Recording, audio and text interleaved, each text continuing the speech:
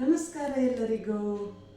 ನಾನು ರೀಸೆಂಟ್ಲಿ ಯೂಟ್ಯೂಬಲ್ಲಿ ಒಂದು ವಿಡಿಯೋ ಹಾಕಿದ್ದೆ, ಮಟನ್ ಸುಕ್ಕ.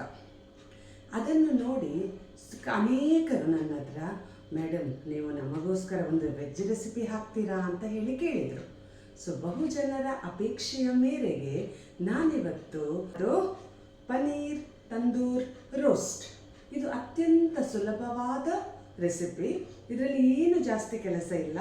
ಪನ್ನೀರ್ ಮತ್ತು ಎಲ್ಲ ಮಸಾಲೆಗಳನ್ನು ಒಂದು ಪಾತ್ರೆಗೆ ಹಾಕಿ ಚಂದ ಮಾಡಿ ಮಿಕ್ಸ್ ಮಾಡಿ ಅದನ್ನೊಂದು 10 ನಿಮಿಷ ಇಟ್ಟು ನಂತರ ಕಾವಲಿಯಲ್ಲಿ ಫ್ರೈ ಮಾಡುವಂಥದ್ದು. ಹಾಗಾದರೆ ನಾವೀಗ ಪನ್ನೀರನ್ನು ರೆಡಿ ಮಾಡುವ. ನೋಡಿ, ಇದು 200 ಗ್ರಾಮ್ ಪನ್ನೀರನ್ನು ನಾನು ತಗೊಂಡಿದ್ದೇನೆ. ಇದನ್ನು ನಾನು ಸಣ್ಣದಾಗಿ ಕ್ಯೂಬ್ಸ್ಗಳಾಗಿ ಕಟ್ ಮಾಡ್ತಾ ಇದ್ದೇನೆ.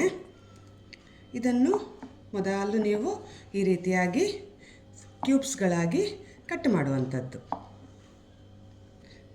ಈಗ ಅಗತ್ಯವಿದ್ದ ಎಲ್ಲ ಇಂಗ್ರೀಡಿಯೆಂಟ್ಸ್ಗಳನ್ನು ನಾವಿಲ್ಲಿಗೆ ಒಂದೇ ಬೌಲಿಗೆ ಹಾಕೋಣ. ಮೊದಲಿಗೆ ಸ್ವಲ್ಪ ಜಿಂಜರ್ ಗಾರ್ಲಿಕ್ ಪೇಸ್ಟ್. ನೋಡಿ, ನಾನು ಸ್ವಲ್ಪ ಸಾಕಾಗ್ತದೆ, ಅದು ಇಷ್ಟೇ ಸಾಕು. ಸ್ವಲ್ಪ ಸೋಯಾ ಸಾಸ್ ಹಾಕ್ತಾ ಇದ್ದೇನೆ ನಾನು. ಸೋಯಾ ಸಾಸನ್ನು ಹಾಕೋಣ ಸ್ವಲ್ಪ. ಸ್ವಲ್ಪ ಮೊಸರನ್ನು ಇಟ್ಟಿದ್ದೇನೆ ನಾನಿಲ್ಲಿ, ಗಟ್ಟಿ ಮೊಸರು. ಇದನ್ನು ಹಾಕುವ. ಈಗ ನಾನಿಲ್ಲಿ ತಂದೂರ್ ಮಸಾಲವನ್ನು ತಗೊಂಡಿದ್ದೇನೆ, ತಂದೂರ್ ಮಸಾಲ. ಅದನ್ನು ಸ್ವಲ್ಪ ಹಾಕುವ. ಎಲ್ಲವನ್ನು ನಿಮ್ಮ ಅಂದಾಜಿನ ಪ್ರಕಾರ ಎಷ್ಟು ನೀವು ಪನ್ನೀರನ್ನು ಮಾಡ್ತಾ ಇದ್ದೀರಿ ಅಷ್ಟನ್ನು ಹಾಕುವಂಥದ್ದು. ಇಲ್ಲಿ ನಾನು 2 ಸ್ಪೂನಷ್ಟು ತಂದೂರ್ ಮಸಾಲವನ್ನು ಹಾಕ್ತಾ ಇದ್ದೇನೆ. ಮತ್ತು ಸ್ವಲ್ಪ ಆಮ್ಚೂರ್ ಪೌಡರನ್ನು ಈಗ ಹಾಕುವ. ಆಮ್ಚೂರು ಪೌಡರಿಂದ ಏನಾಗ್ತದೆ, ಅದು ಸ್ವಲ್ಪ ಹುಳಿ ಇದ್ದ ಕಾರಣ ಇದಕ್ಕೆ ಇನ್ನೂ ಸ್ವಲ್ಪ ಟೇಸ್ಟ್ ಬರ್ತದೆ. ಸ್ವಲ್ಪ ಆಮ್ಚೂರ್ ಪೌಡರ್ ಸಾಕಾಗ್ತದೆ. ಇನ್ನು ಉಳಿದದ್ದು ನಮ್ಮದು ಉಪ್ಪು. ತಂದೂರ್ ಮಸಾಲದಲ್ಲಿ ಸ್ವಲ್ಪ ಉಪ್ಪಿದ್ದ ಕಾರಣ ಜಾಸ್ತಿ ಉಪ್ಪು ಬೇಕಂತಿಲ್ಲ, ಸ್ವಲ್ಪ ಉಪ್ಪು ಹಾಕುವಂಥದ್ದು.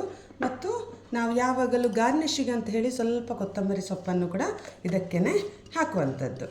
ಈಗ ಮೇನ್ ಇಂಗ್ರೀಡಿಯೆಂಟ್ ನಮ್ಮದು ಪನ್ನೀರ್ ಅಲ್ವಾ. ಇದನ್ನೆಲ್ಲ ಚಂದ ಮಾಡಿ ಮಿಕ್ಸ್ ಮಾಡಿದ ನಂತರ ಈ ಕ್ಯೂಬ್ಸ್ಗಳಾಗಿ ನಾವು ಏನು ಇಟ್ಟಿದ್ದೇವೆ ಇಲ್ಲಿ ಪನ್ನೀರನ್ನು, ಅದನ್ನು ಇದಕ್ಕೇ ಹಾಕುವಂಥದ್ದು, ಈ ಮಸಾಲೆಗೆ.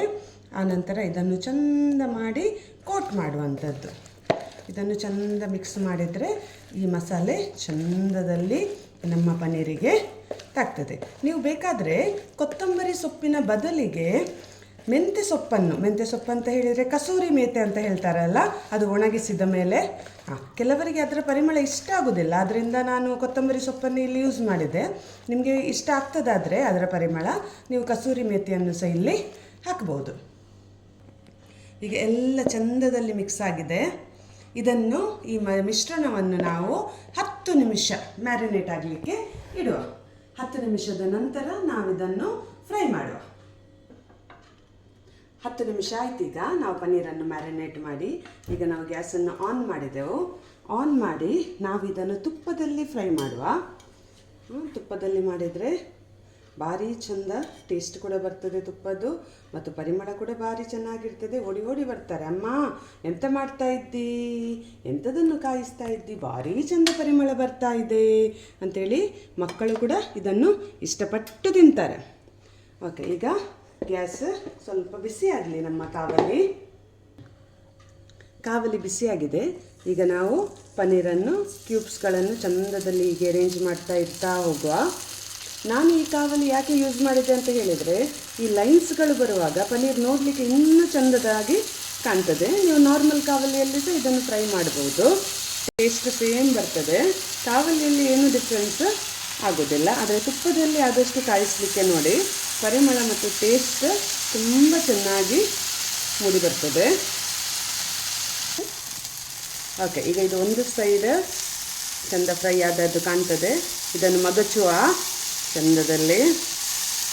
ನೋಡಿ, ಈ ರೀತಿ ಚಂದ ಪರಿಮಳ ಕೂಡ ಬರ್ತಾ ಉಂಟು, ನೋಡಲಿಕ್ಕೆ ಕೂಡ ಭಾರಿ ಚಂದ ಕಾಣ್ತಾ ಉಂಟು.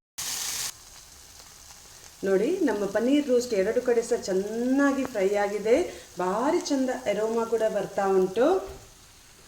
ನಮ್ಮ ಪನ್ನೀರ್ ತಂದೂರ್ ರೋಸ್ಟ್ ರೆಡಿ.